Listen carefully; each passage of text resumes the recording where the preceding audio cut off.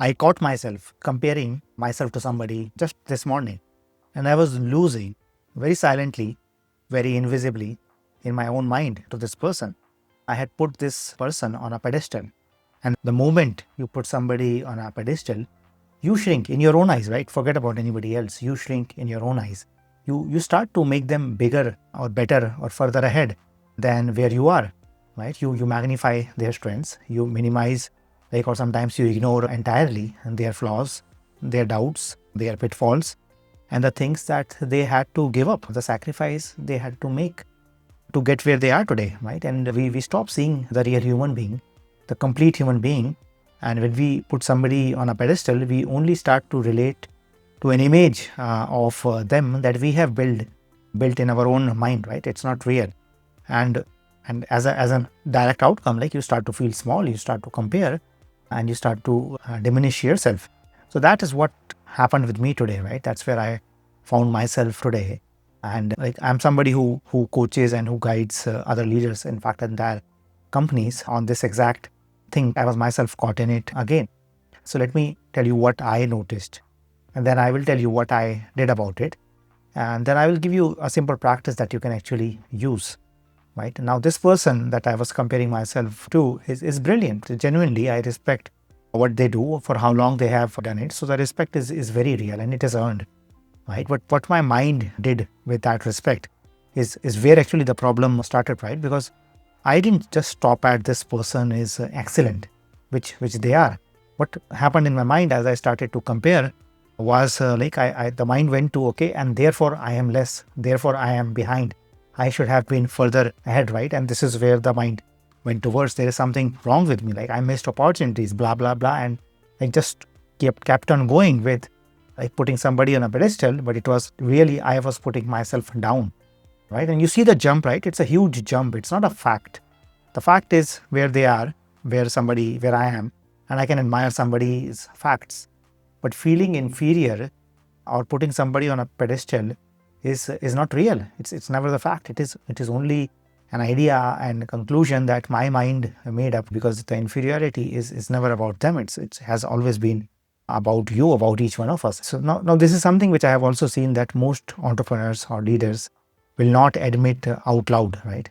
And especially those who are running either a big company or running a country or running even a social movement, that there is a loneliness in leadership where you are constantly and often silently measuring yourself against other people. So it's almost suffering from the inside, which is very difficult to openly admit. And yet we all do this, right? If you're not careful, we can always walk around each day putting somebody on a pedestal, or the other side of it, putting somebody down. And both of these have almost an equal cost. So let me just talk about putting others down, right? Because it is exactly the mirror image of putting somebody on a pedestal. You magnify, in this case, you magnify their flaws and you do not see their strengths. And you quietly elevate yourself. You put yourself up when you put somebody else down, right? And you say things like, okay, at least I'm not that. At least I'm not there. At least I have overcome that phase, right? And you tell yourself that you're being honest. But you're not being honest. Let me just tell you, right? You're reacting to an illusion. You're reacting to a story and not reality.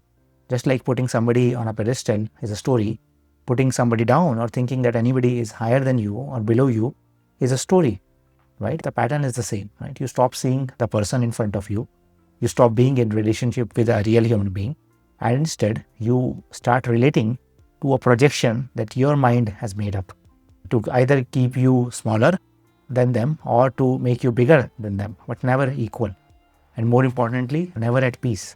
And either putting somebody up or down, you're always tense, anxious, right? Even it brings shame. And I'm sure you know the feeling. Now, many years ago, right, I was still an engineer in a very different life. And there was a senior leader that I worshipped. And I thought I was very young at that point of time, but there was a time when I thought that he walked on water.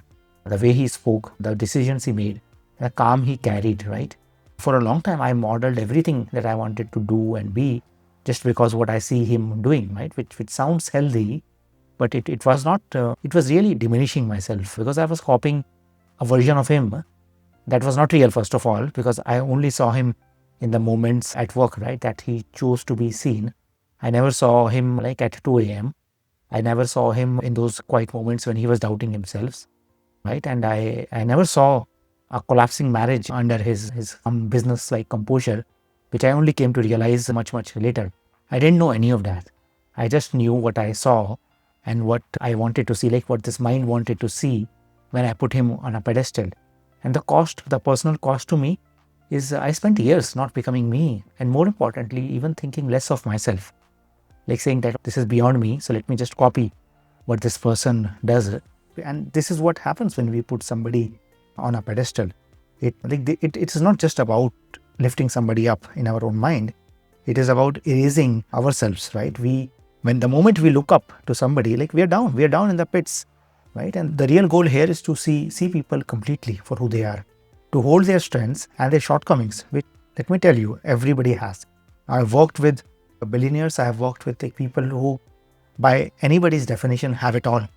But I will tell you, everybody has shortcomings, right? And can we hold them together? Can we see the human in front of us, both their strengths and their shortcomings at the same time without flinching, right? And the moment you can do that, the emotional charge softens, right? Whatever the emotional charge is, whether it is putting somebody on a pedestal or seeing somebody as beneath us, it softens. We stop reacting. We start understanding. We start connecting with other people, and more objectively, and more importantly, I think the most importantly, we start to be at peace with ourselves. Right? Now, when you see both sides of any human being, right, the strengths as well as the pitfalls, it does not make you passive. In fact, it makes you very present to reality, and it helps you see the whole picture without anybody being better, higher, or ahead than anybody else. And you see that everybody is exactly at the right place in their own journeys, right? The realities of everybody is different, but everybody is exactly at the right place. And everybody is almost like an equal, but not better ahead or lesser than anybody else. It lowers stress, it brings peace, but it also deepens every relationship that you have, not just with that person, but every relationship that you have, everybody you meet, interact with. It deepens that. It lets you respond from a place of wisdom, peace, rather than a place of impulse, of reacting, of wanting to fix somebody, or wanting to close a gap, or wanting to avoid like a gap below you, or fix a gap above you, right? And here is something which I have come to believe, right, that nobody is worth looking up to. Nobody is worth looking down upon. Let me repeat that. Nobody is worth looking up to, no matter who they are, no matter their achievements. Nobody is worth putting on a pedestal. And similarly, nobody is worth looking down upon, no matter what they have done, no matter how they think, right? No matter how much you hate them, nobody is worth looking down upon. And what everybody is worth is to put into your hearts, to love, to treat as a human being, right? To accept them for who they are without either praising them, putting them on a pedestal, or to judge them and put them down in the pits, right? Now the practice, this is something I also share with every business, every leadership team that I work with. And I want you to practice it this week as you watch this. Pick two people, just two people, right? The people whom you have put on a pedestal in your life, and find one person whom you have put below you, whom you have looked down upon for whatever reasons, right? It could be in business, it could be in your own family, or it could be in politics, it could be in your team, or it could be somebody you have never met, but you carry hate or indifference or admiration about them. It doesn't matter who they are, but find out two people, identify, put those names on a piece of paper. Now, for the person on the pedestal, right, ask yourself one question. What specific quality or action do I admire most in them? Name it, right? Be precise. Not just say they are a great leader, but what is it specifically, right? It could be how they make decisions under pressure, or it could be how they communicate. So get specific. But then the next part, most important part, is now write down 10 possible downsides or trade-offs connected to this person or what you admire in them.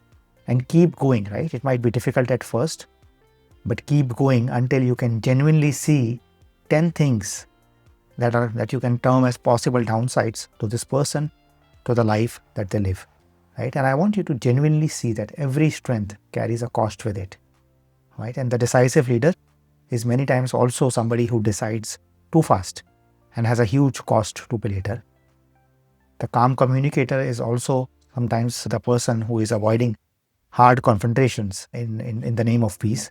So every strength has a downside. Stay with it until, like, it's not just an exercise, until you can actually feel it in your bones that the person is coming down from that pedestal that you have put them on, and they come to the ground, right, like right next to you, human size, equal, one human to another. Now, for the person that you're putting down, flip the question, right? Ask what is it that you admire about them, right? Just first of all, write down what you resent about them, and again name it precisely. But the second part, now write down 10 possible benefits or things that they have in your life because of what you hate them for or resent them for, that you don't know, that you don't have, right? What are the benefits? What are the strengths that this person has that you don't see because you have put them down and you are not looking? Now, this is not just about justifying a kind of behavior. So let me be just clear about that, right? This is not about excusing people who have done some damage. It is about dissolving the lens many times which we look people through. And that is all. And that is a distorted lens. Because when you stop idealizing and you stop demonizing people, and I've seen this happen in companies in the 3 days experiences that I host for these leaders, is you start understanding people, right? You bring people off the pedestal, out of the pits, and you start holding people close to your heart, right? You start like relating to them as equals, as your teammates, rather than your employees or like your investors or whatever names we put on people. And this is where we all belong, right? In our hearts, in each other's hearts, not on a pedestal and not like down somewhere else. So this is what I did, right? When I caught myself with this person on the pedestal this morning, I didn't beat myself up because I know that feeling, like being my own critic. And I know it is also another way of shrinking. So I simply did this practice. I named this person, I named what I admired in them. But then I also sat and wrote down 10 costs, 10 pitfalls, 10 drawbacks that I wouldn't want for myself, but this person has in their life, right? And until I did that exercise, until I put them down, right, from being almost being a giant, until I could see them as a human being, and a gifted one, but also a flawed one, right? And something I could learn from them, and whatever I admire from them, the real thing I can learn from them, but without disappearing behind those skills or those talents. And the moment that this person came down to human-sized level, you know what happened? I came back up. I grew in my own eyes, right? Now I'm not lesser, diminishing myself. And that is how this practice always works, right? And both of these sides are connected. You put somebody up, you go down. And you bring them down to size, you come back to your own size, which is equal, which is not better or lesser than anybody, but it is equal. As we all are, we are equal. So if this is what you are watching today, it is probably because this is what you needed to watch today. So just like me, do the practice. Do this practice today. Do it with two people. One you have put on a pedestal, one you have put somebody down, and see what shifts in you. And what does that allow you to do? And I think more importantly, how does that allow you to be from the inside? Now in leadership, in love, in politics, in business, in social impact, or simply in your own quiet life, seeing reality for what it is, seeing people for who they are, is always the starting point of powerful decisions. And living happily, living cheerfully, enjoying the success that we have, and working on the things that we need to work upon to fulfill our dreams, right? When nobody is on a pedestal, when nobody is down in a pit, that means everybody is in our hearts. And we are also there right alongside them, not below them or not above them.